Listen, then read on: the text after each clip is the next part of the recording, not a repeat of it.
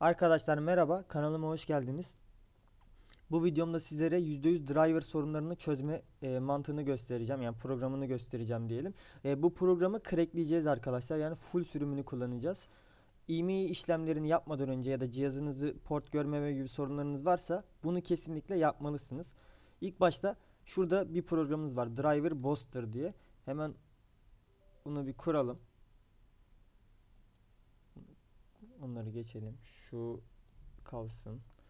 Açılmasını bekliyorum şu anda. Ben bunları hazır bir şekilde size vereceğim arkadaşlar. Gördüğünüz gibi şu dosya versiyon DLL. Hemen bunların şeyini göstereceğim size. Sadece şu iki dosya gerekli bizim için.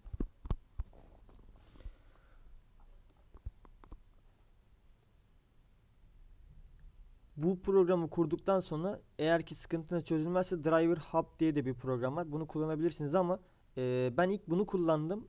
Bazı sıkıntılar çözülmemişti. Üzerine bunu kullandım arkadaşlar. Hiçbir sıkıntı kalmadı.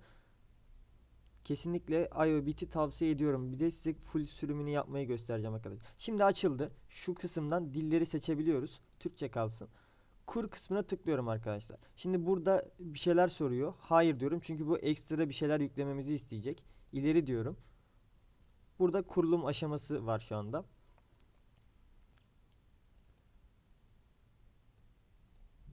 Yani sizin eksik driverlarınızı, sürücülerinizi yükleyecek arkadaşlar. Bu arada hatırlatma yapayım. Kanalıma abone olmayı unutmayın arkadaşlar. 1000 aboneye ulaştım sonunda.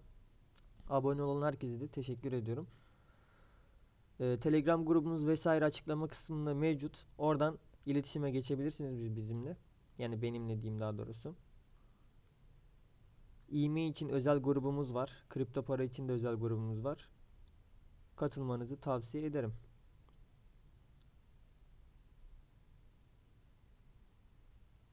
Önceki IMEI videolarımda bazı driver sıkıntıları yaşıyorduk. Ben de bir araştırma yapmak zorunda kaldım. Bulduğum bilgileri sizinle paylaşıyorum arkadaşlar. Yüklensin hemen, şu az kaldı. Canınız sıkılmasın diye muhabbet ediyorum şu anda sizde. Videoyu ileri sarmayacağım çünkü. Zaten çok fazla uzun sürmeyecektir.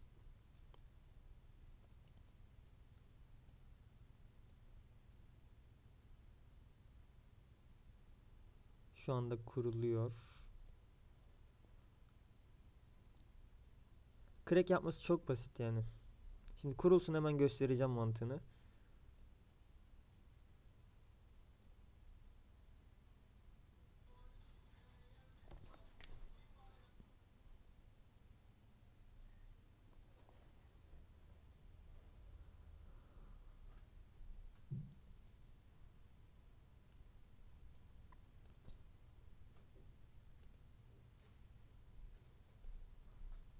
Evet, böyle kısım geldiğinde hayır teşekkürler deyip geçiyoruz. Şu çevrim daha çok öğren, bunu kapatıyoruz arkadaşlar ve şimdi tara kısmına basmaya gerek yok. Direkt programımızı kapatalım oradan. Sonra bakın şurası görev ekranı ya. Buraya gelip sağ tıklayın. Artık nasıl yaparsanız fark etmez. Görev yöneticisini çalıştırın. Önemli olan bu. Çünkü uygulama arka planda çalışacaktır. Onu kapatmamız gerekiyor. Çalışıyorsa. Bakalım hemen var mı? Şu anda görünürde yok. Şu anda görünürde çalışmıyor gibi gözüküyor. OBS diyor. Aynen, şu anda uninstaller yok, çalışmıyor. Tamam, sıkıntı yok. Çalışırsa kapatın onu arkadaşlar. Ondan sonra bakın programımıza sağ tıklıyoruz ve dosya konumunu aç diyoruz. Bu önemli. Eğer bunu bulamazsanız da C'nin içinden program x86 IOBit driver boss, böyle hemen göstereyim onu da. C'ye geleceksiniz. x86'ya geleceksiniz arkadaşlar. Burada IOBit'e geleceksiniz. Sonra driver boss'ta geleceksiniz. Burada 8.1. Bu kısım arkadaşlar. Direkt burası. Ondan sonra şu versiyon DLL dosyamızı direkt 8.1'in içine atacaksınız. Bakın şu klasörlerin içine değil. Direkt 8.1'in içine atacaksınız. Evet, şu anda onu atmış bulunmaktayım. Şimdi kapatıyorum bunu. Bir yenileyelim. Bu programı çalıştırıyorum şu anda.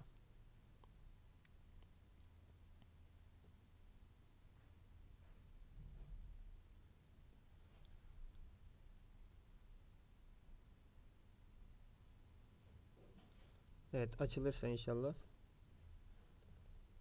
Bir daha tıklayalım.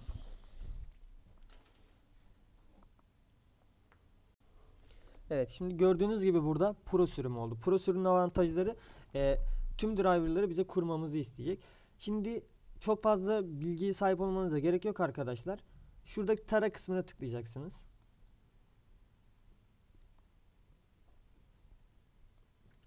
Bu bizi eksik driverları vesaire şu anda bilgisayarımızda tarıyor. Zaten şurada neleri taradığı yazıyor. Oyun olarak, aygıt sürücüsü olarak vesaire tarıyor şu anda. Tamam, şu anda taradı ve artık buradan istediğimizi güncellemeyi yapabiliriz. Ben hepsini tamamlamadım bilerek sizin de görmeniz için. Mesela Pro sürümünde oyunları, oyun destekleri vesaire gözüküyor ama normal sürümlerde oyunları falan göstermiyor. Mesela monitörleri falan göstermiyor. Ben de ondan bunlar şu anda. Çünkü ben bunun önceki versiyonda denedim.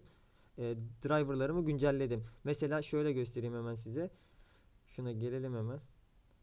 Buradan bilgisayarıma sağ tıkladım, girdim aygıt yöneticisi. Ben yeni SSD aldım arkadaşlar, daha bir saat önce falan taktım bilgisayarıma. Komple temiz kurulum yaptım. Benim şu anda hard diskimi görmüyordu. IOBIT'i kullandım. Hemen şurada, neredeydi orası? Disk sürücüleri. Aynen. İşte burada gözükmüyordu. Şu anda driver BOSS sayesinde gözüküyor ama şeyde yine gözükmüyor. O da şeyden dolayı, formatından dolayı, onu ayarlayacağım. Demek istediğim, driver booster işe yarıyor. Çünkü driver hub'ı denedim, çalıştırmadı. Buradan güncellemeye basmanız yeterli. Bakın, bastıktan sonra hiç bilmeyenler için yine söylüyorum. Bunu bana tekrar hatırlatma yapabilirsiniz. Tamam'a basın. Ondan sonra kurarken size bir soru soruyor burada. Bu ne demek biliyor musunuz?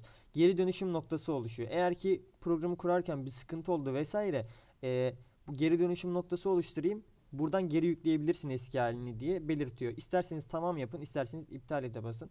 Ben risk alıyorum, iptal ete basıyorum. Yani bu programı kullanmanızı kesinlikle tavsiye ediyorum arkadaşlar. Açıklama kısmında bırakacağım benim kendi paylaştığım linki. Direkt oradan indirebilirsiniz. Videoyu da beğenmeyi unutmayın arkadaşlar. Kendinize iyi bakın. Hoşçakalın.